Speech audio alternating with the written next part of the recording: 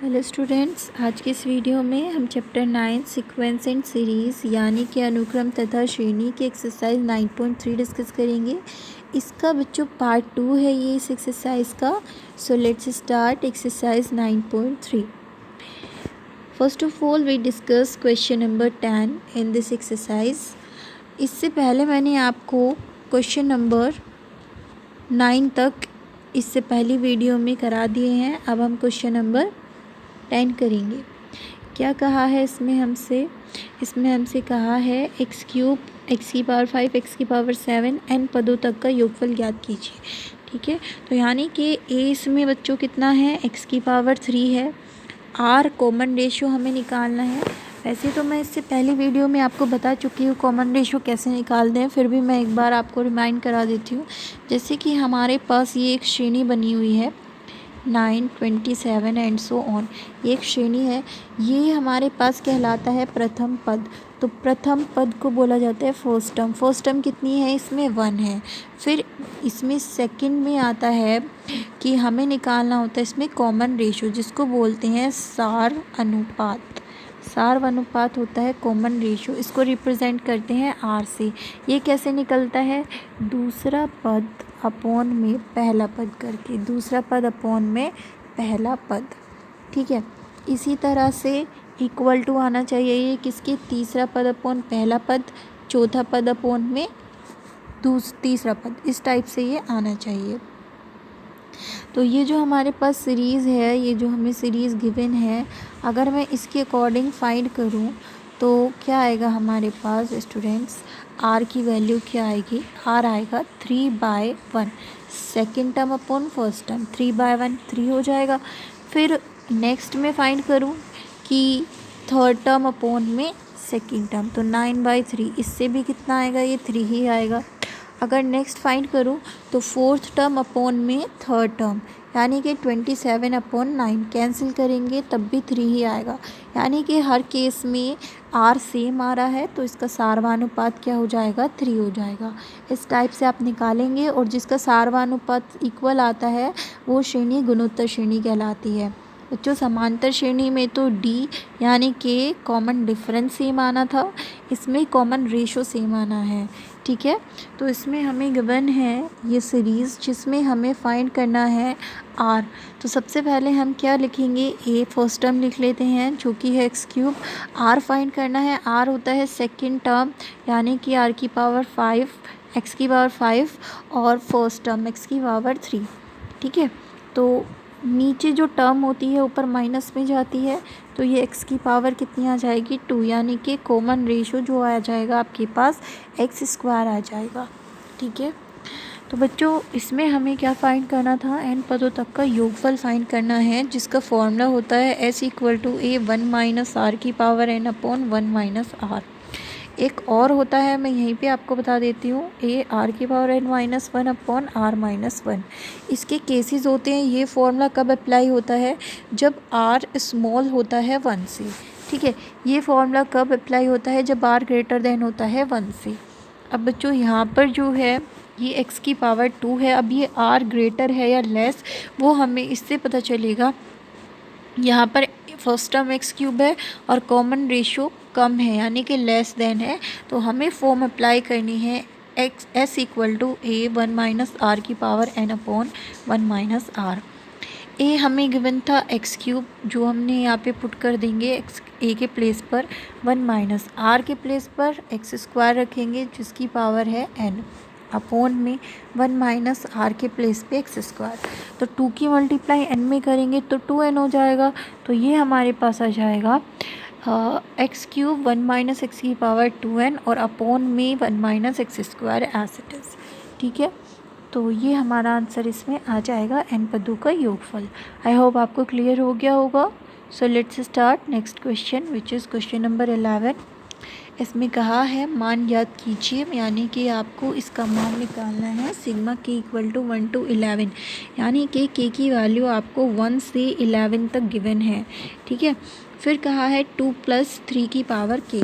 बच्चों सिग्मा का मतलब क्या होता है, योग। सिग्मा का मतलब क्या होता है, योग, जिसको आप बोलते हैं सम। ठीक है, कैसे निकालेंगे वो अभी आप देख लीजिए।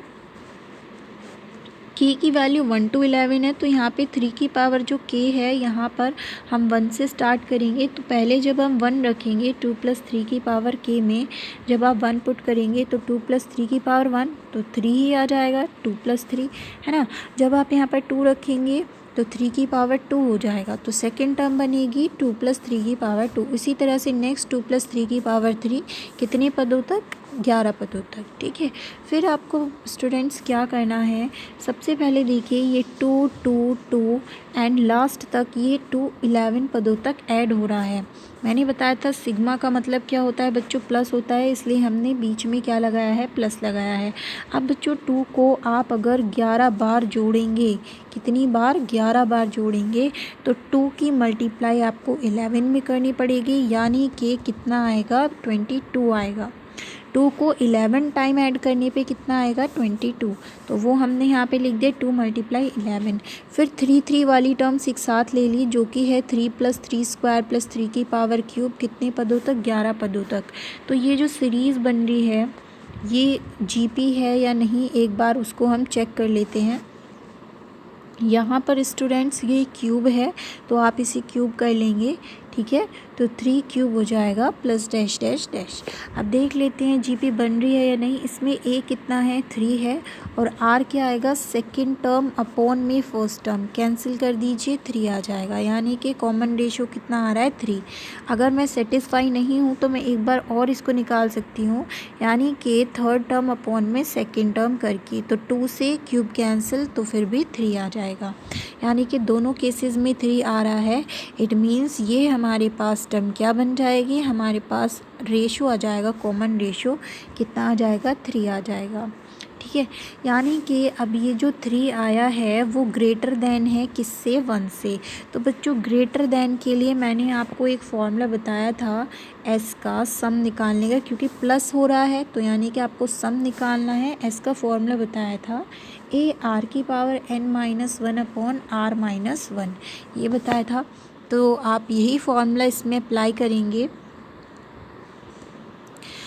तो बच्चों ये फॉर्मूले को आप यहाँ पर लिख देंगे AR की पावर n-1/r-1। तो यहाँ से देख लीजिए A की वैल्यू कितनी है, 3 है, क्योंकि फर्स्ट टर्म हमारे पास 3 है। रेशो, कॉमन रेशो मैंने बता दिया था आपको निकालना, और n यानी कि टर्म्स कितनी है, 11। तो यहाँ पर आप वैल्यूज़ पुट कर दीजिए, A के प्लेस पे 3, R के प्लेस पे 3, N के प्लेस पे 11। ठीक है, तो ये हो जाएगा 3 की पावर 11 -1/3 -1। अब इसे थोड़ा सॉल्व कर लेते हैं। ये तो 22 एज इट इज़ आ जाएगा। 3 की पावर 11 को एज इट इज़ रखेंगे, 3 से 1 माइनस करेंगे 2, तो 20 + 3/2, 3 की पावर 11 -1। आप इसको सॉल्व भी कर सकते हैं, 3 को 11 टाइम खोलेंगे, फिर -1 करेंगे, फिर इसको सॉल्व कर सकते हैं, लेकिन आप इतना बड़ा ना करके इसको यहीं पे लीव कर देंगे तो भी आपके मार्क्स नहीं कट होंगे। ओके, तो चलिए बच्चों स्टार्ट करते हैं next question. Question number 12 important question है बच्चों ये। इसमें कहा है एक गुणोत्तर श्रेणी के 3 पदों का योगफल 39/10 है तथा उनका गुणनफल 1 है। सार्वनुपात तथा पदों को ज्ञात कीजिए। सार्वनुपात यानी कि R आपको निकालना है, पद निकालने हैं आपको, यानी कि जो 3 पद आप मानेंगे वो आपको इसमें निकालने हैं। तो कैसे निकालेंगे आप, सबसे पहले आप क्या करेंगे, गुणोत्तर श्रेणी के 3 पद ले लेंगे, A/R, A और AR, ये तीनों पद गुणोत्तर श्रेणी के होते हैं, तो ये आप मानेंगे। ये मैंने आपको फॉर्मूले में भी बताए हैं कि किस तरह से आपको 3 पद मानने हैं। तो पहला हो गया A/R, दूसरा हो गया A और तीसरा हो गया AR। बच्चों जब आपसे क्रमागत कहा जाता है, क्रमागत का मतलब होता है लगातार, तीनों पद एक साथ कहा जाता है, तो आप हमेशा तीनों पद यही मानेंगे। ठीक है ना, तो हम यहाँ पर क्या लिखेंगे, माना गुणोत्तर श्रेणी के 3 पद हैं A/R, A और AR। इनका फर्स्ट केस में कहा है योगफल 39/10 है, तो योगफल यानी कि इन तीनों पदों का योगफल, तो A/R पहला पद प्लस दूसरा पद A, तीसरा पद AR, जिसके इक्वल है 39/10 की। तो ये इक्वेशन फर्स्ट हमने सपोज कर ली। फिर कहा है इनका गुणनफल, तो A/R × A × AR। ठीक है, इसमें क्या किया जाता है, R से R कैंसिल हो गया, ये किसके इक्वल दे रखा था, 1 की, तो A³ क्या आ गया, 1। जब क्यूब उधर जाएगा तो क्यूब रूट बन जाता है। तो 1 की बच्चों कितनी भी पावर कर लो 1 ही रहता है। तो इसका मतलब ए क्या आपके पास आ गया 1। फर्स्ट टर्म आपके पास आ गई। आर आपको चाहिए तो ए की वैल्यू 1 इक्वेशन फर्स्ट में रख देंगे। इक्वेशन फर्स्ट क्या थी आपके पास, A upon R plus A R plus A, ठीक है, यानी कि A upon R plus A बीच में था और ए आर आपका साइड में था, इक्वल टू 39/10। तो यहाँ पर ए के प्लेस पे आप 1 पुट कर देंगे तो 1 upon R plus 1 plus R equal to 39/10 हो जाएगा।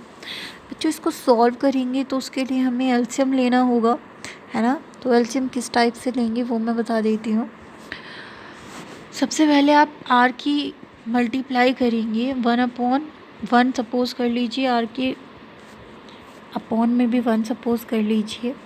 तो एलसीएम क्या आ रहा है, R1 और 1 का R ही आएगा, है ना।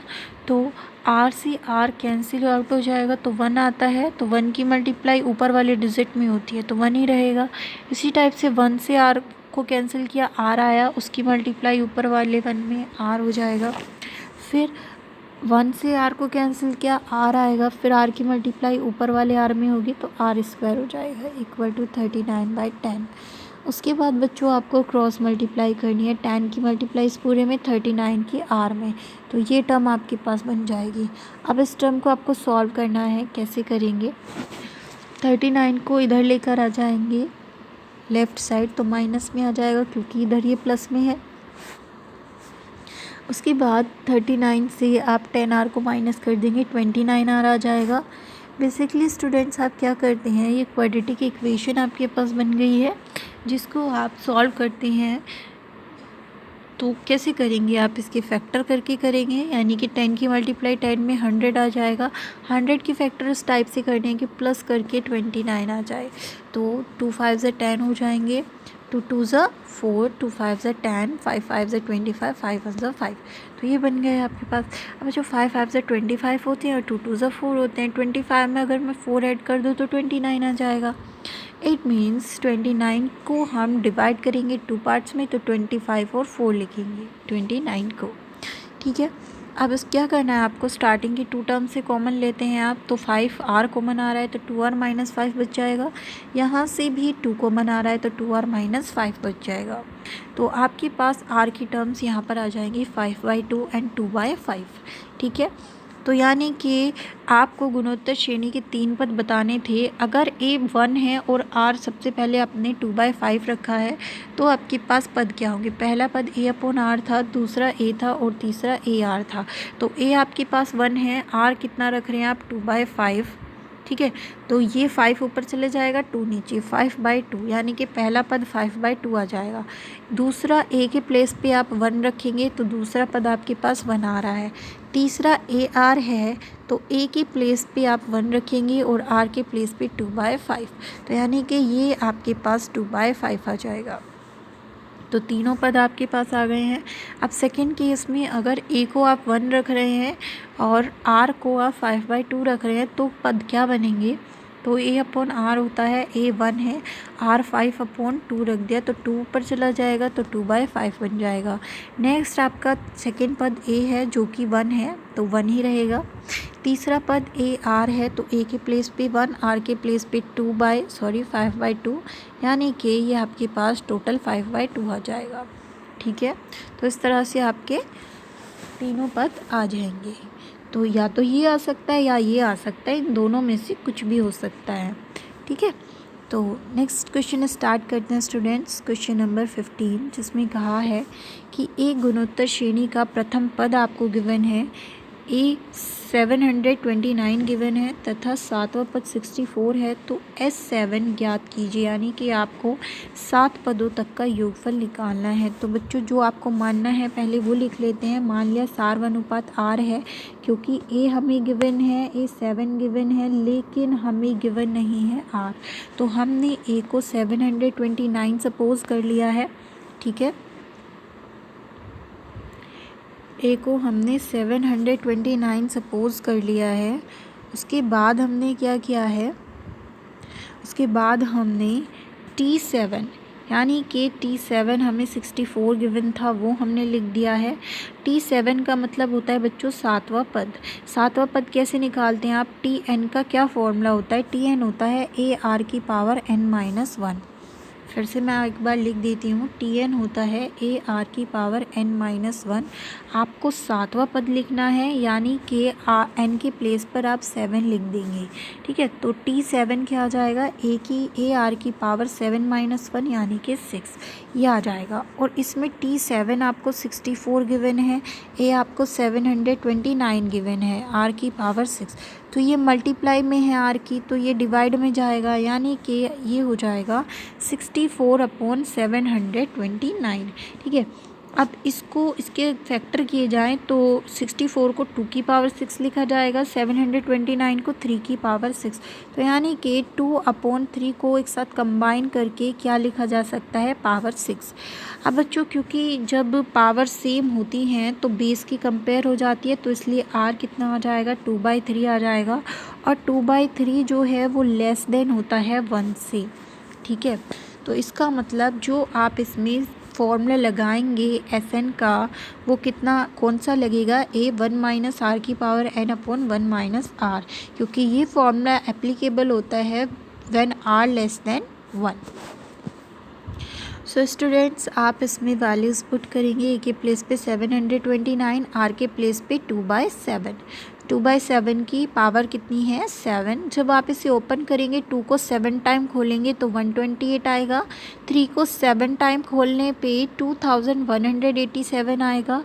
उसके बाद आप सॉल्व कर लेंगे नीचे वाली टर्म को, तो नीचे लिखा है 1 - 2/3, तो 3 की मल्टीप्लाई 1 में -2/3, तो 1/3 आ जाएगा।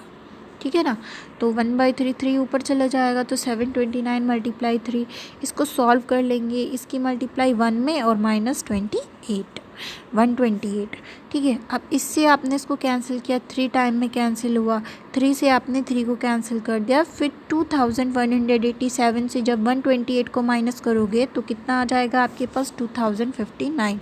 यानी कि जो सातवां पद है बच्चों, वो आपके पास होगा 2059, और यही आपका आंसर होगा। आई होप बच्चों आपको क्लियर हो गया होगा और आपको अच्छे से समझ में भी आ गया होगा। अगर आपको कोई प्रॉब्लम या कोई डाउट है तो आप मुझसे पूछ सकते हैं। Thank you.